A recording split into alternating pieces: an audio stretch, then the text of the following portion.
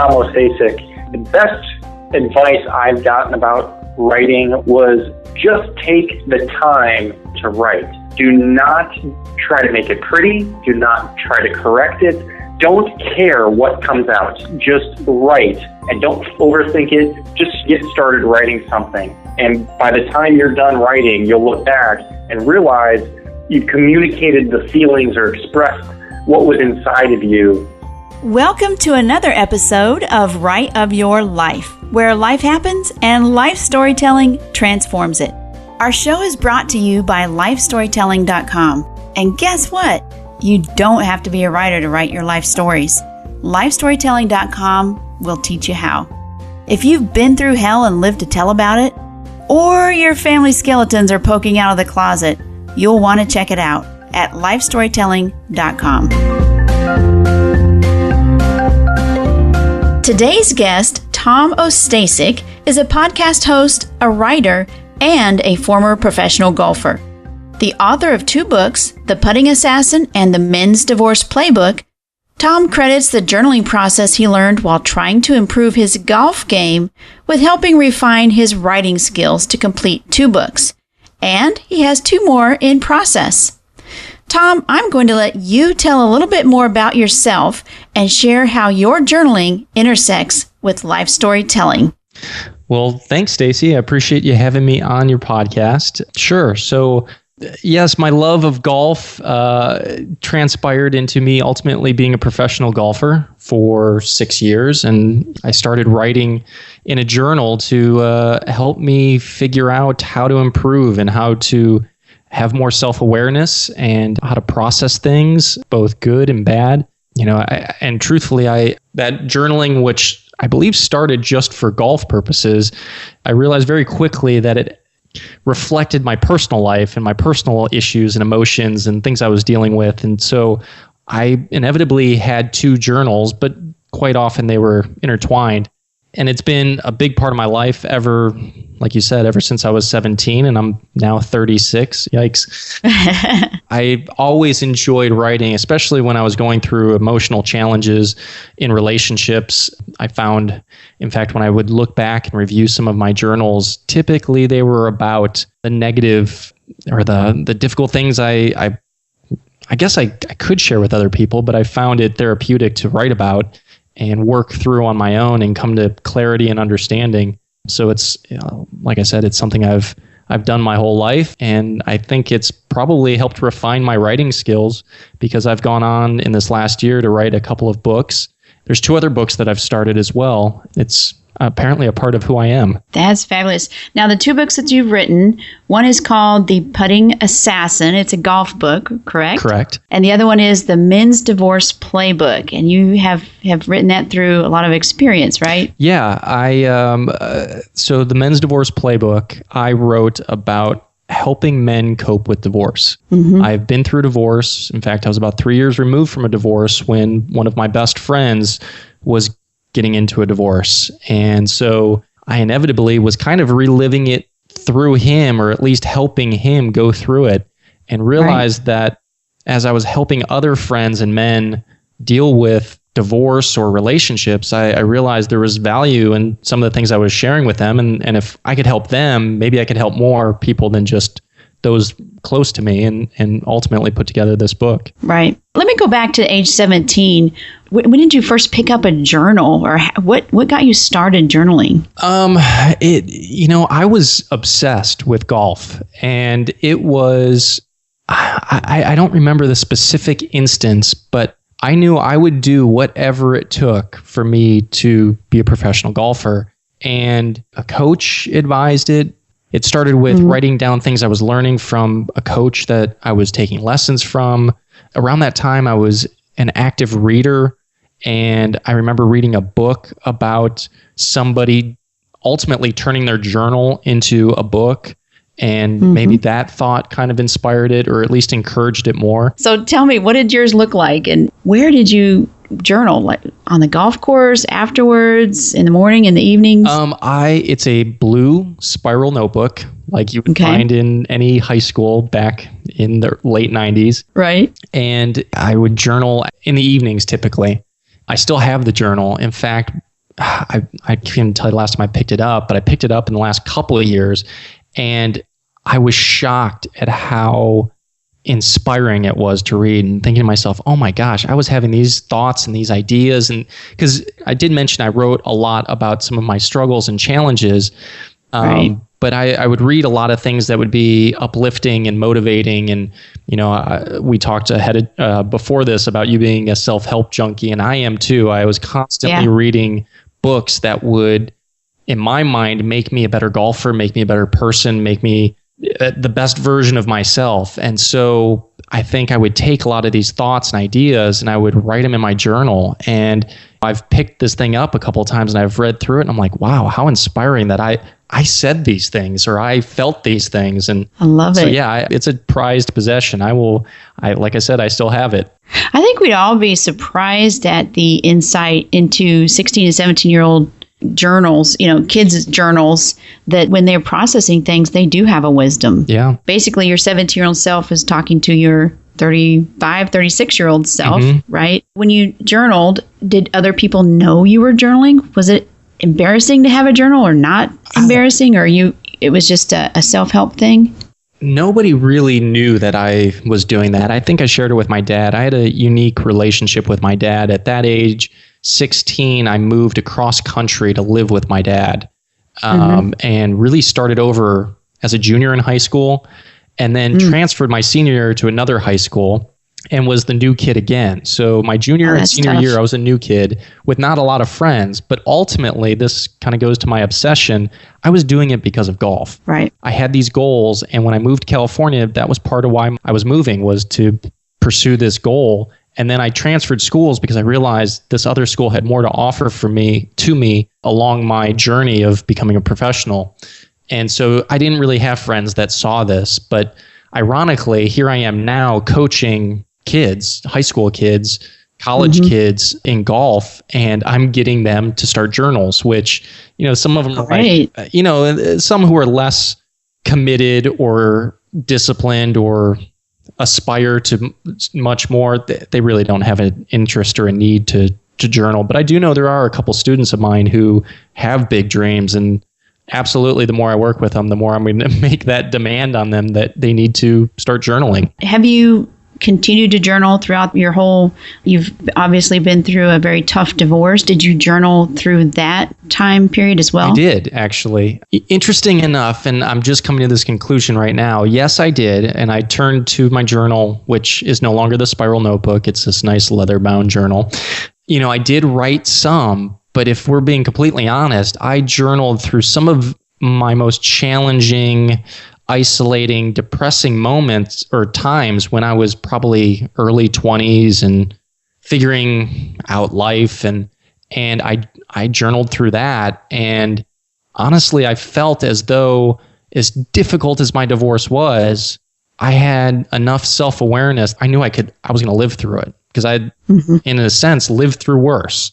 And I think part of that was the way I handled myself and dealt with challenging things, and at an earlier age, and with that self-awareness and that experience, I think it really helped me in dealing with my divorce. You've told me that journaling has brought about a heightened level of awareness for yourself and your surroundings.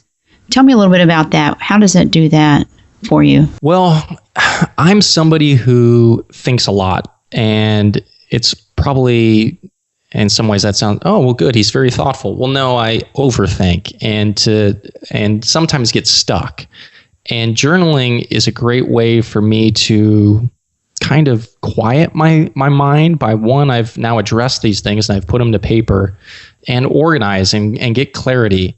And so that helps my self-awareness. If I realize, oh my gosh, I'm stuck in this rut and I'm starting to talk about it and I'm starting to work it out. Otherwise, it's like a hamster in my head just spinning around. I'm not really getting anywhere, but through writing in a journal, I can see things in a slightly different perspective. Now that it's out on paper, it's expressed outwardly. It's like listening to yourself talk almost. Right.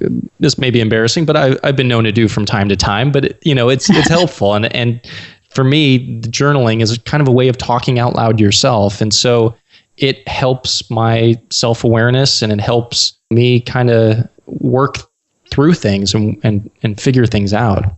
And it's not necessarily that everything you write is absolutely all who you are. You're just processing some of those things, right? Oh, yeah. Putting them on for size and trying it out. Like, sure. Do I feel angry, or, I'm an angry person? No, I'm just writing this out. Yeah. Get it out, get it done, and let's move on. That's true. Because I'm not an aggressive person. I rarely express anger towards other people, but I will be honest with myself at times in my journal. And I think that's probably why I don't outwardly express it, because I'm acknowledging it and dealing with that in my own little world of journaling. I think humanity as a whole has an incredible capacity for pulling the wool over its own eyes. I myself do that. You don't imagine yourself thinking or doing these things, but yet you go through life kind of on autopilot sometimes, and writing it down really helps with that self-awareness.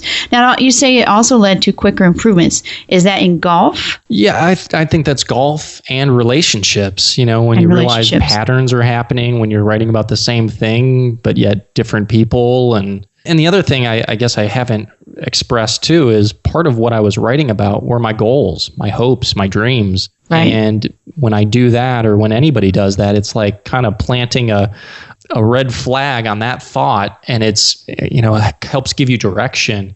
And I'm writing that down and seeing that there's power in that, there's momentum in that, and that was something that I did regularly, which unfortunately I don't think a lot of people do. So tell me, when you journal today, where are you at? Is it still a private thing at the end of the day, or? Well, that's a good question. I don't do it quite as regularly as I did when I felt like my life was more in turmoil. Like I said, I went to it when it was a struggle. In fact, I spent probably a month trying this. I was getting up early and I was writing in my journal.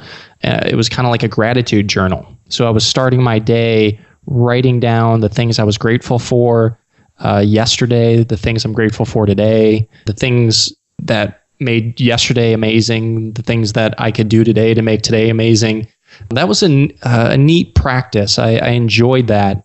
It's kind of a discipline thing too, of going through that effort.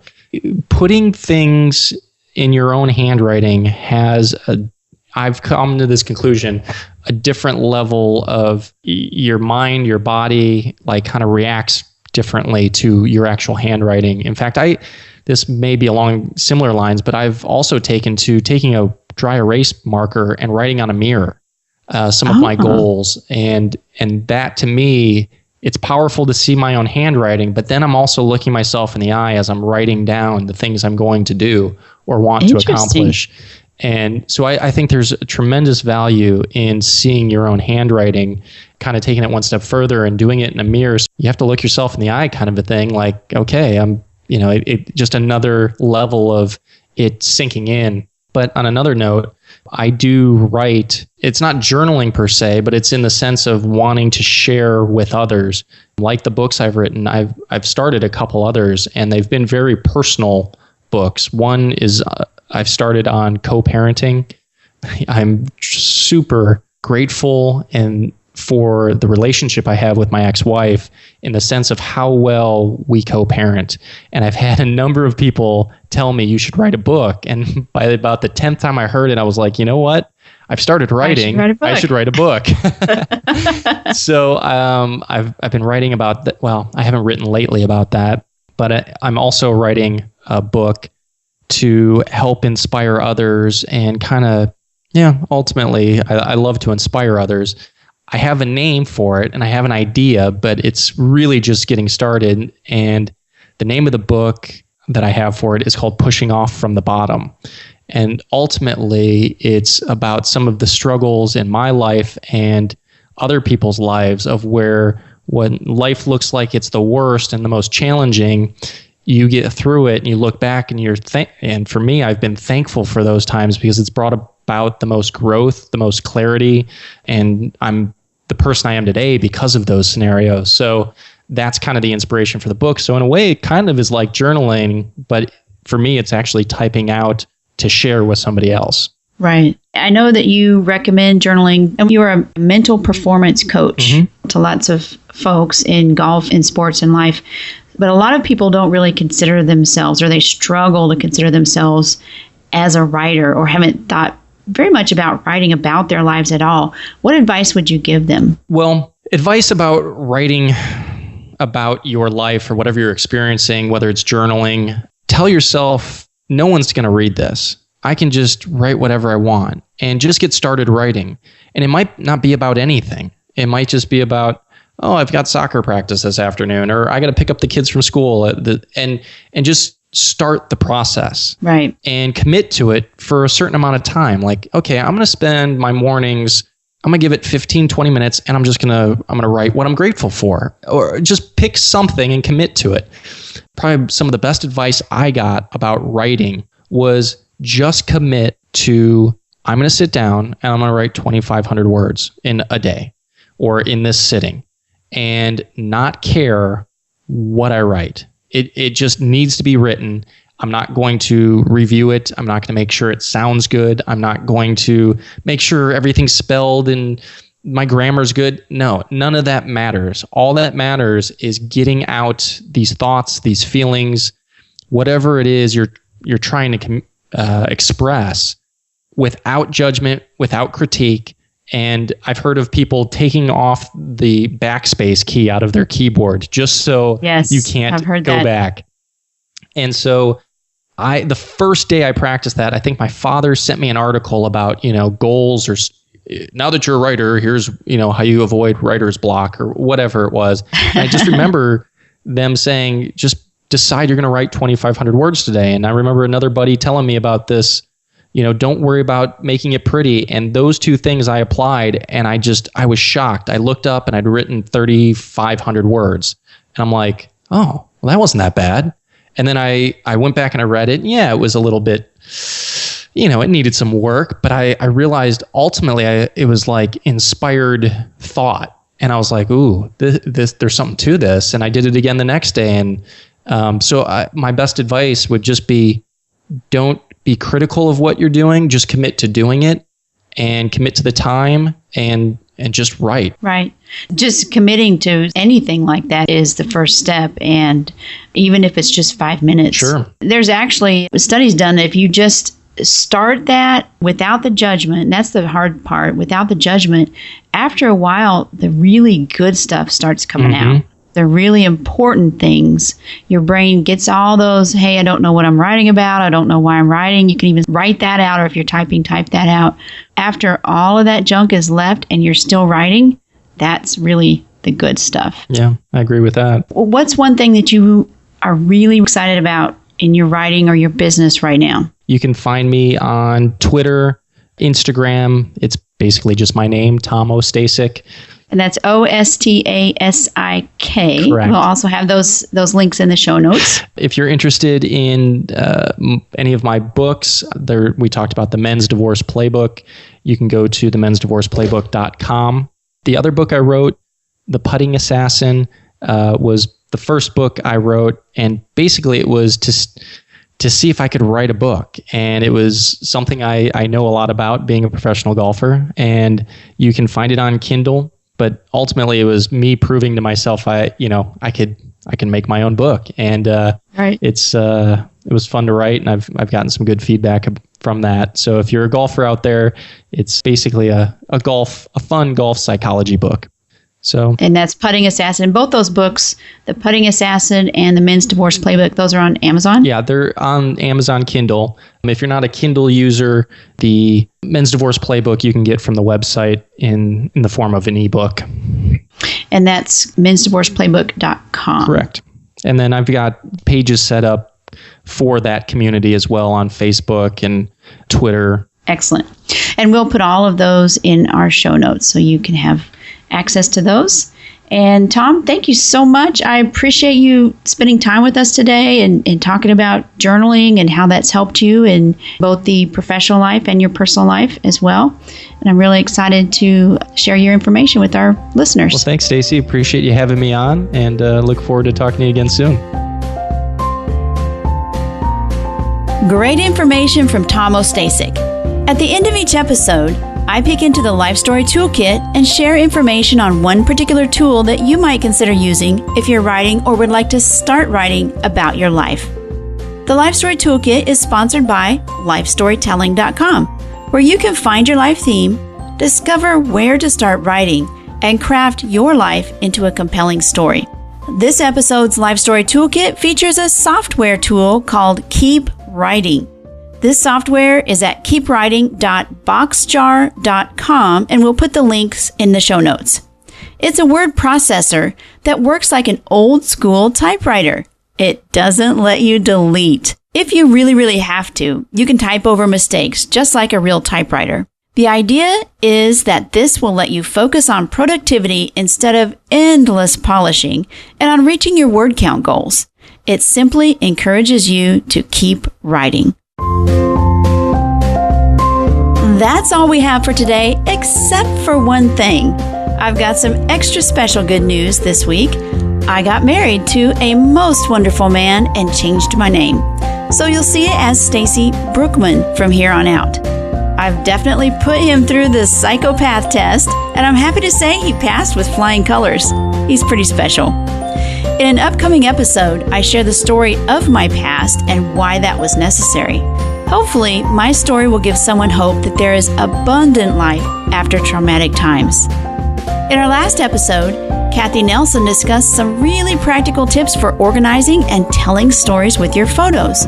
So if you have lots of photos in disarray, you might want to go back and have a listen. Next episode, we'll interview Kim Saeed, who helps people recover from narcissistic abuse. Be sure to check out the show notes on every single episode because we've got some free resource downloads not typically mentioned in the show at writeofyourlife.com. We love interacting with our listeners on social media. We're on Pinterest, Facebook, and just about anywhere you can hold a great virtual conversation. Our handle is Write of Your Life. Some of our listeners like supporting the arts. If you do too and want to support this podcast, you can do so by sharing each episode on your social networks, and you can head over to our special page at patreon.com/writeofyourlife and become a patron. That's patreon.com/writeofyourlife. Both of these help us reach many more people who could benefit from writing about their lives. We hope that today you have the right of your life.